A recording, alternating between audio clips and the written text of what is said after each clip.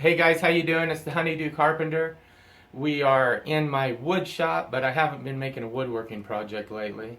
I've been working on a device to aerate concrete and make a concrete perlite mixture for the burn chamber for Julie's rocket mass heater. I'm making the burn chamber out of a relatively thin sheet metal water pressure tank. And in order to allow me to do that, I had to create a foam generator. The foam generators I saw online are really expensive. I felt bad because she's like, oh, Melanie said she was talking to you, Julie, and that you were like, I wondered why he was taking a respite from building the rocket mass heater. No, I'm not taking a respite from it. I'm building a tool to help me make. Get to work, slave. Faster. Exactly. No detours here. No, I'm building a tool that'll help me make the burn chamber. Because check this. Let's go outside and check out what I'm going to use to make the burn chamber. Here's some of the hyper aerated concrete that I made. I mean, look, I'm holding that with one hand. I just wanted to see how aerated I could make it. I made it so aerated that it's actually too weak, you know? So I'll have to cut it way down on the aeration and add perlite. So we've been talking a lot about the rocket mass heater and the Honeydew Carpenter, and it's not pretend. There is actually a rocket mass heater being finished, and we wanted to talk a little bit about, number one, you just have to have some skills, and so a lot of salvage. This I thought was super clever. This is a saw blade that they repurposed in water tanks. This is a stainless steel water heater tank out of a water heater that I repurposed. The rest of it that is eventually going to go over the heat riser and force the air down toward the exhaust. What's going to be really cool about this whole thing is that almost all of it is out of salvage material. This was an air tank off of a broken down air compressor that I salvaged out of the dump. And for the burn chamber, I'm putting this around it so that I can put an insulative refractory mix all around the burn chamber. The port is going to has a 3-inch port with a 6-inch tube around it that is going to be completely filled with a refractory mix. And then this little jobby is going to get welded on the saw blade, and this is where the vortex happens and the extra air goes in, and the little fire tornado that's going to happen in there is going to be pretty cool. And this is where it gets really important that Darwin really knows what he's doing with his math. He's an engineer. One of the problems with these portable rocket mass heaters is that the inside steel melts. And so he actually invented a new product that you can make at home for super cheap, like $30, that will allow you to make your own blend of porous concrete. Right.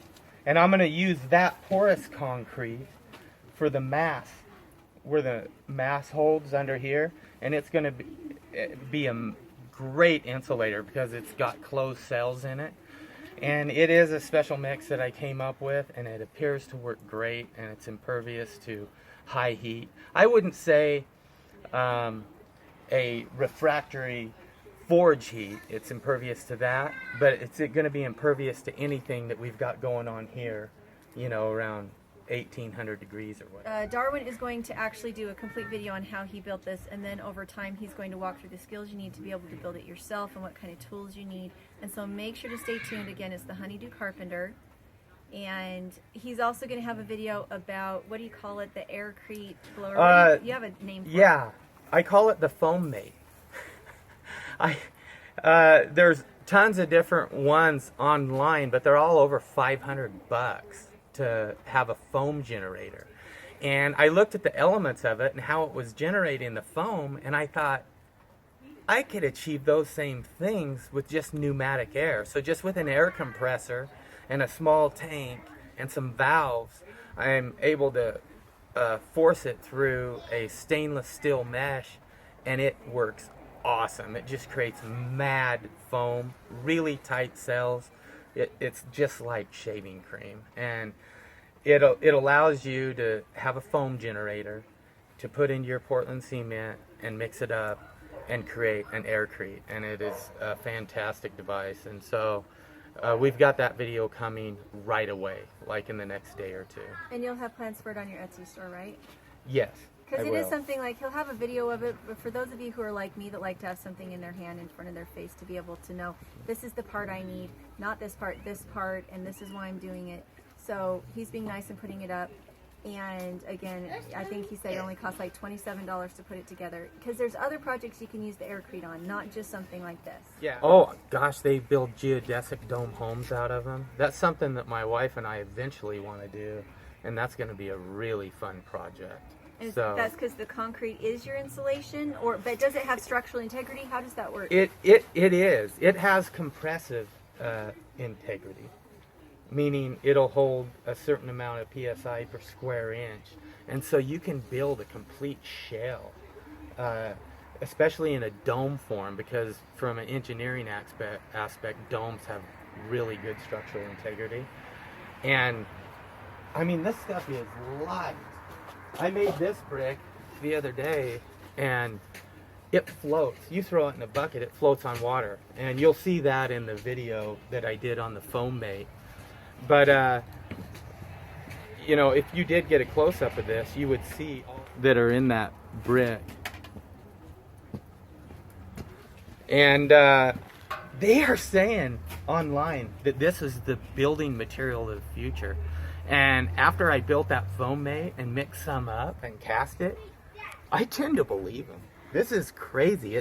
It's termites won't eat it. It'll never rot. It'll never mold. It's impervious to fire.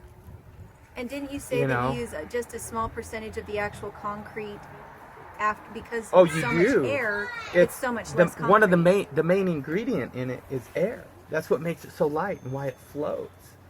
But yeah, I'm excited about this stuff. And being able to do small projects, if you just wanted to make a planter or something out of it for your own home use. Instead of 4 men having to lift a concrete thing, right. 1 woman could lift it. And I've seen all sorts of videos online where they've made decks out of it and stuff. And I think it's really cool. But being able to, having to spend $500 to go get a foam generator is not cool. So being able to make one yourself for $30, that's way cool. Tons and tons of projects coming out of their little family here, so make sure that you're subscribed to their channel, because I can see that this will not be the end, because there's more things you can do just with the rocket mass heater setup that I'm sure Darwin will come up with, and then there's the aircrete projects, and I think there will be an endless supply of projects coming, so make sure to stay tuned. Yeah. Right? I explained one aircrete project to her, and she got really excited about it. Yeah, it sounded amazing. It sounded like the ultimate. You know what? I lighting. can't have 100 things going at once, so I'm going to concentrate on this Right? and get it done, and then those videos will come. But they're really cool. Thanks, guys. Now, in order to make a crude tank, I just used 2-inch PVC pipe and some PVC fittings.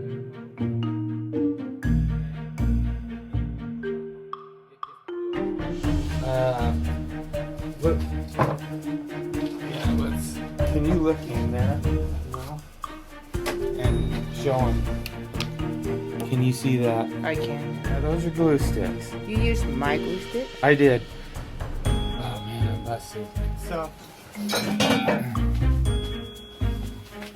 see, so that's the insulation that's between the burn box and the outer stainless steel shroud. It's straight up refractory. My heat riser out of. And the heat riser's gonna sit right on there, like that. And I'm gonna stack 3 of these on each other for the keep those sticks melt off like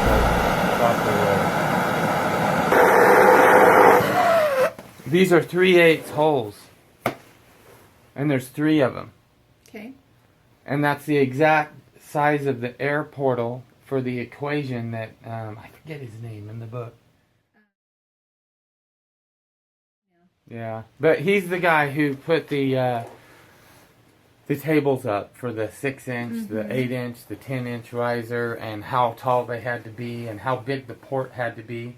Well, the airport, the secondary airport that he puts in, had to be a certain size for each as well. And 3 of these 3/8 inch equals that small airport for the small riser that I'm using here.